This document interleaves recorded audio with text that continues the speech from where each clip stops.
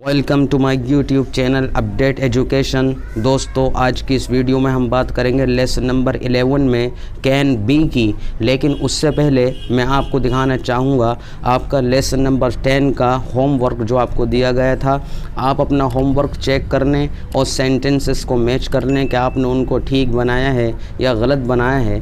तो चलिए पहले देखते हैं होमवर्क। वह इस वर्ष शादी कर सकता है। He can marriage this year. Haidar मुझे दे सकता है। हैदर कैन गिव मी।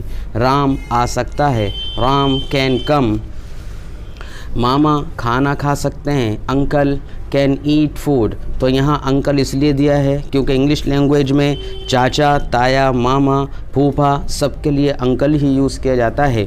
तो मामा खाना खा सकते हैं। Uncle can eat food. Driver देर कर सकता है। Driver can delay. छात्र किताबें लिख सकते हैं। Students can write books. बच्चा 100 नंबर ला सकता है।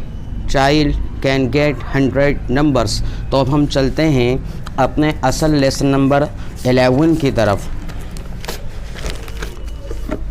तो ये है आपका lesson number 11 use of can be.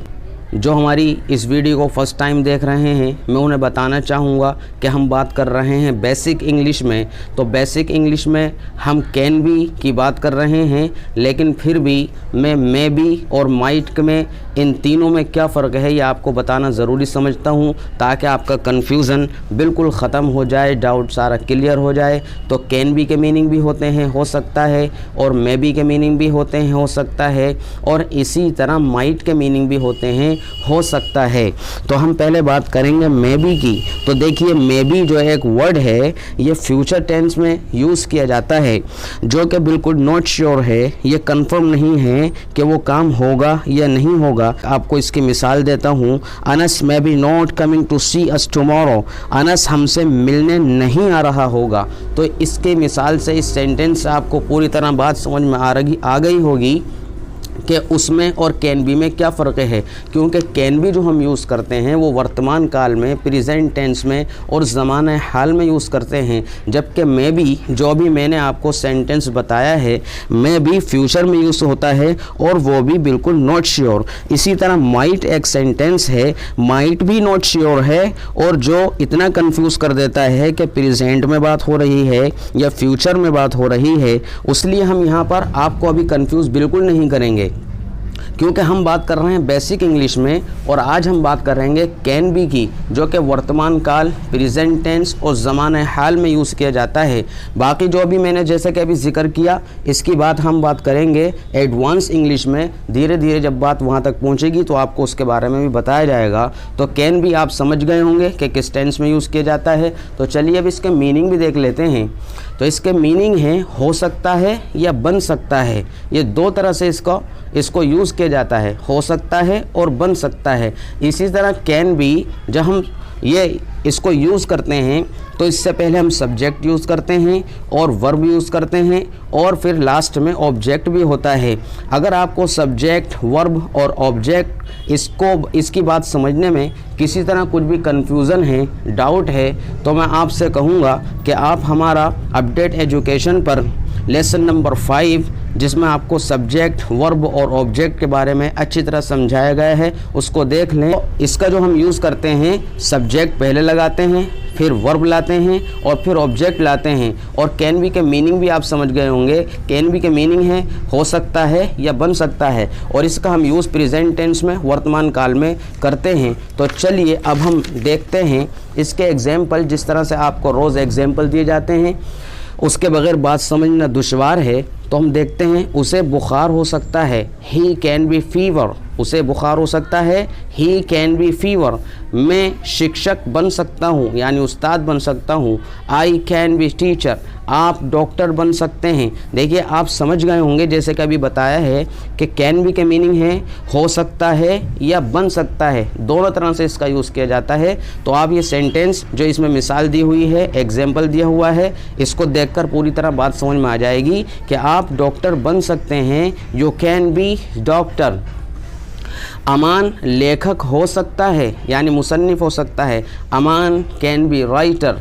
Sunita nurse हो सकती है यानी बन सकती है। Sunita can be nurse. वह मेरी बहन हो सकती है। She can be sister to me. वह मेरी बहन हो सकती है। She can be sister to me. कुत्ता पागल हो सकता है। Dog can be mad. तो ये थे आपके एग्जाम्पल्स, और इसी को आगे बढ़ाते हुए अब हम देखेंगे, जैसा कि आपको रोज़ होमवर्क दिया जाता है, तो होमवर्क को देखना और उसकी प्रैक्टिस करना भी बहुत ज़्यादा ज़रूरी है ताकि आपकी इंग्लिश बहुत जल्द इम्प्रूव हो। तो ये सेंटेंस हैं और आपको इसके सेंटेंस बनाने हैं। बच्चे स्कूल में हो सकते हैं। वहाँ भिखारी हो सकता है। माँ गुस्सा हो सकती है। वह ड्राइवर हो सकते हैं। राजू प्रिंसिपल बन सकता है। लोग भूखे हो सकते हैं। यहाँ खेल हो सकता है। तो ये हैं आपके होमवर्क वाले सेंटेंसेस। अब इसी तरह हम रोज़ की तरह देखेंगे, अपनी वोकेबुलरी लुगत, इसका ज्ञान लेते रहें और इसको याद करते रहें ताकि आपकी इंग्लिश जल्द अज जल्द इम्प्रूव हो। तो देखते हैं। एम मकसद, ब्रेव बहादुर, क्लोज बंद करना, ड्यूई औस का मौसम, औस के मौसम को कहते हैं ड्यूई। एक्सेंट्रिक सिनकी, जो सिन की मिजाज के लोग होते हैं उनके लिए इसको यूज़ किया जाता है। फॉर के लिए या लिए, दोनों तरह से हम इसको यूज़ करते हैं। और ग्रेट महान, अजीम बड़ा, हर उसका स्त्री के लिए यानी इन्फीरियर कम रुतबा, छोटा, अदना, जलील, निकम्मा, हस्तना, इस तरह के मीनिंग में इसका यूज़ किया जाता है। जॉय खुशी, किल मारना, और लैंग्वेज ज़बान, मैडनेस पागलपन। तो अब इसके आगे के देखते हैं। नोबडी कोई नहीं। ऑब्स्टिनेट ज़िद्दी, प्रॉब्लम परेशानी, क्वारल लड़ना झगड़ना, लड़ाई झगड़ा, रिस्पेक्ट इज़्ज़त करना, इज़्ज़त देना, साइन यानी दस्तखत, और टुमारो आने वाला कल, जो आने वाला दूसरा दिन होता है उसको टुमारो कहते हैं, और जो गुजर चुका होता है उसको यस्टरडे कहते हैं। यूनिटी एकता, इत्तिहाद, वैकेट खाली, वर्क हार्ड कड़ी मेहनत करना, सख्त मेहनत करना, और यंगर छोटा। तो यंगर जो हम यूज़ करते हैं छोटे के लिए यूज़ करते हैं, जैसे हम कह सकते हैं this is my younger brother, ये मेरा छोटा भाई है। तो आज की इस वीडियो में इतना ही, और इसी तरह की वीडियोस देखने के लिए देखते रहें हमारा यूट्यूब चैनल अपडेट एजुकेशन। और अगर आपने अभी तक चैनल को सब्सक्राइब नहीं किया है तो चैनल सब्सक्राइब करने और लाइक और शेयर करना ना भूलें।